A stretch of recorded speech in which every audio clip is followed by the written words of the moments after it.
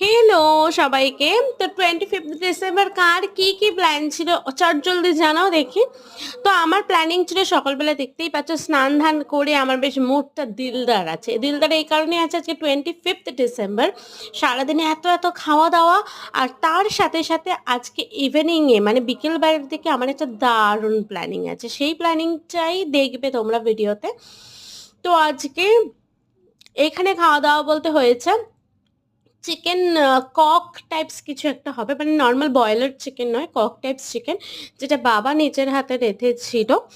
প্রত্যেক দিনই মা রান্না করে, তো একদিন বাবা রেঁধেছিল। তো মা তো প্রত্যেক দিনে রান্না করে, তো বাবাও মানে একদিন স্পেশাল দিনে রান্না করেছে। তো রান্নাটা কিন্তু রিয়েলি নাইস ছিল, মানে খেতে খুব ভালো লেগেছে। তো তারপরে সকালবেলা কেক খাওয়া হয়ে গেছিলো। তো আমি মন দিয়ে চিকেন খাচ্ছি, মা ওখান থেকে বলছিল যে রান্নাটা কেমন হয়েছে বল, আমি তো করলাম। তো তাই কারণে বলে ভালো হয়েছে দিদি, ভালো হয়েছে। ধোয়াটা উঠছে দেখেছো, কারণ রান্নার সাথে সাথে আমি ফার্স্ট খেয়েছি, যেহেতু আমাকে ট্রেন ধরতে হতো সেই কারণে।